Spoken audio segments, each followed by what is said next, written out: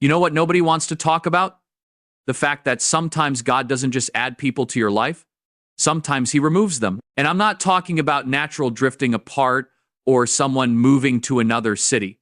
I'm talking about when God sovereignly, deliberately, strategically removes someone from your circle. When a friendship that seemed unshakable suddenly crumbles. When a relationship you thought would last forever comes to an abrupt end. When someone who was always there just isn't anymore. And here's what makes it even harder. Sometimes you don't even understand why. You're left standing there wondering what happened, replaying conversations, analyzing every detail, trying to figure out where it went wrong. But let me tell you something that might change your entire perspective on loss. What if it didn't go wrong? What if it went exactly according to plan? God's plan, not yours, but His. See, we live in a culture that tells us more is always better. More friends, more connections, more people in our corner. We're taught to collect relationships like trophies, to build networks, to never let anyone go. But God operates differently. He's not interested in the size of your circle. He's interested in the health of it. He's not counting heads. He's cultivating hearts. And sometimes that means He has to remove people who are hindering what He's trying to build in you. Now, this might offend some of you, but I'm going to say it anyway because it's the truth. Not everyone who enters your life is meant to stay. In fact, most people aren't. Some people are assigned to you for a season, a reason, or a lesson, and when that assignment is complete, God moves them out. But we resist it. We fight it. We try to hold on to people God is clearly releasing. And in doing so, we prolong our own pain and delay our own progress. Think about it. How many times have you clung to a friendship that was clearly toxic? How many times have you stayed in a relationship longer than you should have because you were afraid of being alone? How many times have you kept someone in your inner circle even though they were draining you, using you, or holding you back? And all the while, you're praying for breakthrough, for growth, for new opportunities. But you can't move forward when you're holding on to what God is trying to take away. You can't step into the new season when you're still camping in the old one. God removes people not to punish you, but to protect you. Not to hurt you, but to heal you. Not to leave you empty, but to make room for something better. Let me be clear about something. When God removes someone from your life, it's not random. It's not accidental.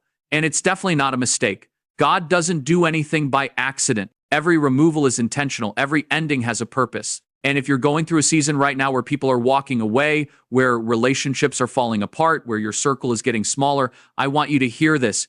God is not abandoning you. He's aligning you. He's not taking away. He's making space. He's clearing out the clutter so He can bring in the clarity. See, God sees things you don't see. He knows things you don't know. He understands dynamics you can't perceive. He sees the motives behind the smiles. He knows the intentions behind the words. He recognizes the toxicity you've normalized. He discerns the jealousy you've overlooked. He perceives the manipulation you've excused. And when He sees that someone in your life is no longer serving your purpose, no longer aligning with your destiny, no longer contributing to your growth, He moves them out. Not because He's cruel, but because He's kind. Not because He doesn't care, but because He cares too much to let you stay stuck. Now, here's where it gets uncomfortable. Sometimes the people God removes are people you love, people you trust, people you never thought would hurt you or leave you. And that's the hardest part. It's one thing when God removes someone who is obviously toxic, obviously harmful, obviously wrong for you, but it's another thing entirely when He removes someone you genuinely cared about, someone who was there for you, someone who made you laugh, who knew your story, who shared your memories, and suddenly they're gone. Not because they died, but because the relationship died. And you're left grieving something that's still alive, but no longer accessible. You see them online. You hear about them through mutual friends. You know they're out there living their life without you, and it stings. It hurts in a way that's hard to describe, because you didn't just lose a person. You lost a version of yourself that existed in that relationship. You lost the inside jokes, the shared history, the future plans you made together, and now you're standing in the rubble of what used to be, trying to make sense of the wreckage. But here's what I want you to understand. That pain you're feeling, it's not pointless.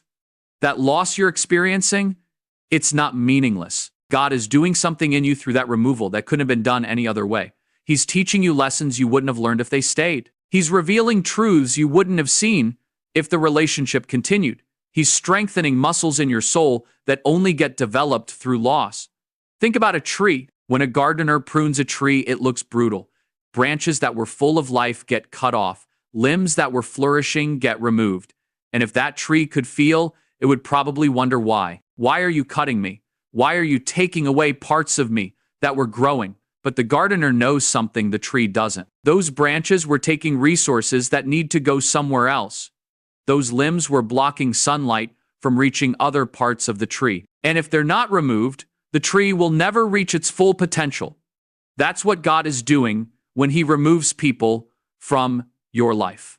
He's pruning you, not to diminish you, but to develop you, not to weaken you, but to strengthen you, not to limit your growth, but to redirect it. Let me tell you something else that nobody wants to admit. Some people were never meant to go with you where God is taking you. They were assigned to your past, not your future. They were part of your preparation, not your destination. And when you try to drag them into a season they weren't designed for, you create friction, you create tension, you create resistance. It's like trying to fit a puzzle piece into the wrong spot. You can force it, you can push it, you can try to make it work, but it's never going to fit the way it's supposed to. And all you're doing is damaging the piece and distorting the picture. God removes people because He sees the bigger picture. He sees where you're going. He knows what's coming. He understands what you're going to need. And He knows that certain people in your life right now would become weights in your next season. They would hold you back. They would slow you down. They would question your decisions, doubt your vision, criticize your choices, not because they're evil, but because they're not equipped for where you're going. They're not built for the level God is taking you to. And if they come with you, one of two things will happen. Either they'll resent you for outgrowing them, or you'll shrink yourself to keep them comfortable. Neither option is acceptable to God. Here's what the Bible says in Hebrews chapter 12. Therefore, since we are surrounded by such a great cloud of witnesses, let us throw off everything that hinders and the sin that so easily entangles, and let us run with perseverance the race marked out for us. Notice what it says. Throw off everything that hinders. Not just sin, not just bad habits, not just obvious evil, everything that hinders. That includes people. That includes relationships. That includes friendships that once served a purpose but now serve as a distraction. Some of you are trying to run your race while carrying people who were never meant to go the distance with you. And you're exhausted, you're burned out, you're frustrated. Not because the race is too hard, but because you're running it with unnecessary weight. God is trying to lighten your load. He's trying to remove the hindrances, but you keep picking them back up because you're more afraid of being alone than you are of being stuck. Let me ask you a question.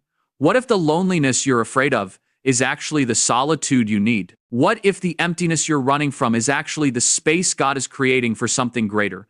What if the silence that terrifies you is actually the peace you've been praying for? See, we've been conditioned to fear aloneness. We've been taught that if we're not surrounded by people, something must be wrong with us. But that's a lie from the pit of hell. Some of the most powerful, most anointed, most impactful people in history spent significant time alone. Moses was alone on the mountain when he received the 10 Commandments. Elijah was alone in the cave when God spoke to him. Jesus was alone in the wilderness when he was tempted and emerged victorious. Paul was alone in prison when he wrote some of the most powerful letters in the New Testament. John was alone on the island of Patmos when he received the book of Revelation.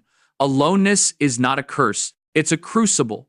It's where God refines you, reshapes you, and prepares you for what's next. Now, I know some of you are thinking, but I didn't choose this. I didn't want to be alone. I didn't ask for people to leave. And you're right. You didn't, but God did. And here's what you need to understand. God's decisions are always better than your preferences. His timing is always more accurate than your comfort. His wisdom is always superior to your understanding. You might not have chosen this season of removal, but God did. And if He chose it, there's a reason for it. There's a purpose in it. There's a blessing hidden in it that you can't see yet, but you will. When you stop fighting the process and start trusting the one who initiated it, you'll begin to see what He saw all along. You'll begin to understand why certain people had to go. You'll begin to recognize the protection in the separation. You'll begin to appreciate the clarity that came through the loss. Here's another truth that's hard to swallow. Sometimes God removes people from your life because they were worshiping you instead of Him. Or worse, you were worshiping them instead of Him. We're really good at making idols out of relationships. We elevate people to positions they were never meant to hold. We give them power over our emotions, our decisions, our peace. We look to them for validation, for security, for identity, And before we know it, they've become our functional God. We're more concerned about their opinion than God's. We're more afraid of losing them than we are of losing Him. We're more invested in pleasing them than we are in obeying Him. And God, in His mercy, will not tolerate that. He will not share His throne. He will not compete for your attention. And when He sees that someone has taken a place in your heart that belongs to Him alone, He will remove that person. Not to be vindictive, but to be protective, because He knows that any relationship that replaces Him will ultimately destroy you. Think about Abraham and Isaac. God told Abraham to sacrifice his son, the son he had waited decades for, the son through whom God's promise would be fulfilled. And Abraham obeyed. He took Isaac to the mountain, built an altar, bound his son, and raised the knife. And just before he struck, God stopped him. God said, "Now I know that you fear me because you have not withheld your son, your only son, from me." God wasn't interested in Isaac's death. He was interested in Abraham's heart. He wanted to see if Abraham loved the gift more than the giver. And when Abraham proved that he loved God more than anything, even his own son, God gave Isaac back. But here's the key. Isaac came back different. The relationship was redeemed. The dynamic was corrected.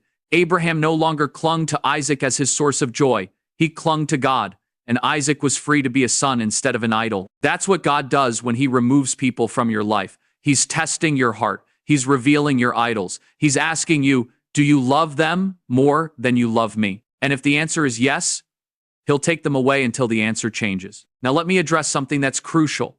When God removes someone from your life, it doesn't mean you stop loving them.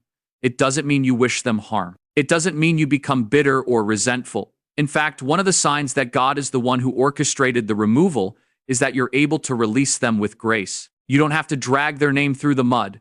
You don't have to expose them on social media. You don't have to turn mutual friends against them. You can bless them from a distance. You can pray for them without being in proximity to them. You can wish them well without being in relationship with them. That's spiritual maturity. That's what it looks like when God removes someone. There's no drama. There's no chaos. There's just a quiet, graceful exit, and you're left with peace instead of bitterness. But here's where a lot of Christians get it wrong.